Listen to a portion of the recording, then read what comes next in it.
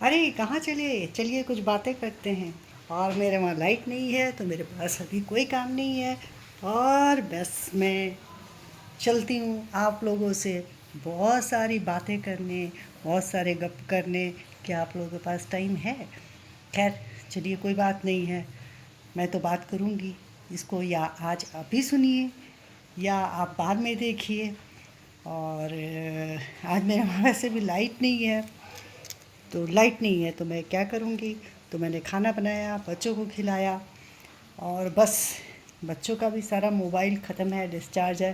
तो सारे बच्चे बैठ के किस्सा कहानियाँ सुना रहे थे अपने घर के बारे में। और सारे बच्चे गांव से रिलेटेड हैं तो बहुत अच्छा लगता है। हम लोग तो गांव में कभी रहे नहीं हैं, तो गांव की बातें सुन के कि वहाँ गाय है, दूध है, दही है, दादी की बातें, नानी की बातें, दादाजी की बातें, और जो वो लोग गाँव में शरारतें करते हैं उसकी बातें सुन के बहुत ही मज़ा आता है। और लगता है कि हम शहरों वाल जो हैं शहर वाले, तो गांव वाले लोग ज़्यादा लाइफ को एंजॉय करते हैं और बहुत ही सरल और सुंदर ज़िंदगी जीते हैं। तो अच्छा लगा। तो मुझे भी बचपन का कुछ वाक़या याद आ गया कि जब हम लोग छोटे थे तो फैक्ट लाइट आती थी जाती थी, आती थी जाती थी। तो जब लाइट रहती थी तब तो मेरी मम्मी बहुत स्ट्रिक्ट थी। चलो पढ़ाई करने चलो। काम भी करते थे हम लोग बहुत, घर का खाना वाना बनाना सारा काम करते थे हम लोग तीनों बहनें। लेकिन पढ़ाई के मामले में मेरी माँ बहुत स्ट्रिक्ट थी, तो हम लोग पढ़ाई करते थे बैठ के। और जैसे लाइट जाती थी बस सब लोग आके आंगन में बैठ गए। बगल वाली चाची जी लोग आ गई, आज तो बच्चे आंटी बोलते हैं, हम लोग चाची जी बोलते थे। चाची जी आ गई, उनके बच्चे आ गए। और बस बैठ के चाय बन रहा है और सब लोग पी रहे हैं। तो मेरे घर के आंगन में एक कॉर्नर में छोटा सा खाली जगह था। तो मेरे पापा ना बहुत गन्ना का रस ला के मटके में सब लटका देते थे, उससे बहुत अच्छा सिरका बनता था। वो सिरका का स्वाद अभी आपको ऐसे बाज़ार वाले सिरके में नहीं मिलेगा। तो बना रहे थे तो वो आंटी ऐसे ऐसे कर रहा था तो मेरे को भी बहुत डर लग रहा था। तो खैर मैं अपना डर मिटाने के लिए सबको बोल रही थी, अरे देखो देखो भूत है भूत है। और बस लेकिन मुझे लगा कि सच में वो ऐसे ऐसे कर रहा है और मैं इतनी डर गई, बहुत तेज़ चिल्लाई मैं। और करीब करीब बेहोश हो गई मैं। फिर जल्दी से लोग लाए, पानी वानी पिलाए। और बहुत देर तक मेरी सखी सहेलियाँ छेड़ते रहीं, क्या भाई तुम तो बहुत डरपोक हो तो लेकिन अब वो सब कहाँ होता है, अब वो तो सब नसीब ही नहीं है। सखी सहेलियाँ सब पता नहीं कहाँ कहाँ हैं।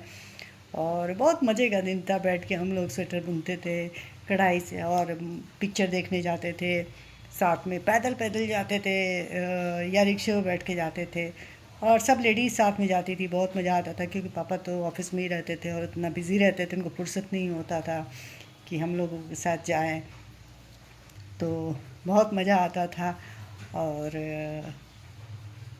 उस समय भी मैं देखती थी कि मम्मी लोग बहुत काम करती हैं। और बड़ा बड़ा स्वेटर एकदम 10 दिन में उतार देती थी वो लोग। और हम लोग बैठ के कढ़ाई कर रहे हैं, चादर कढ़ाई कर रहे हैं, टेबल क्लॉथ कढ़ाई कर रहे हैं। और मम्मी लोग तो खैर बहुत काम करती ही थी। तो अब मैं भी बोलती हूँ बहनों से कि आप लोग भी अगर फ्री हैं, कुछ टाइम निकाल पड़ सकते हैं, तो सोशल मीडिया पर आइए और अपना अनुभव शेयर कीजिए। जो भी शौक़ हैं उसके बारे में बात करते हैं हम लोग। और जो जो हुनर जिसके पास है सब लोग शेयर करते हैं एक दूसरे से। और कोई खाना अच्छा बनाता है, कोई कढ़ाई सिलाई बहुत अच्छा करता है।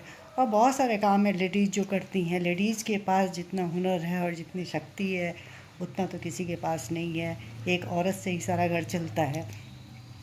तो मैंने भी जीवन में बहुत बहुत बहुत बहुत बहुत ठोकर खाए हैं लेकिन आज मैं खड़ी हो गई हूँ और मुझे अपने आप पर थोड़ा विश्वास नहीं होता है कि मैंने इतना कुछ कर लिया। मैं इसकी कहानी कभी आपको बताऊँगी, बहुत डिटेल में अच्छे से बताऊँगी कि मैं आज यहाँ हूँ तो कैसे हूँ।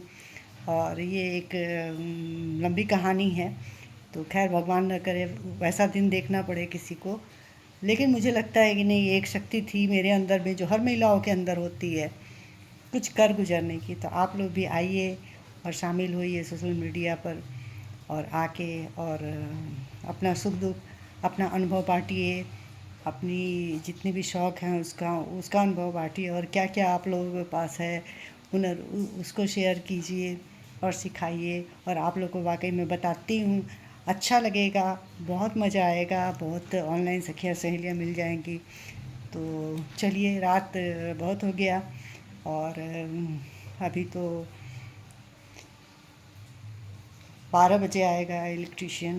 तो अब देखिए वो लोग भी कितना काम करते हैं कि 12 बजे रात में बुलाने के लिए, और इतनी देहरादून में बारिश हो रही है, उसमें भी अब पता नहीं आएगा नहीं पता मुझे। तो चलिए फिर मिलते हैं। Good night.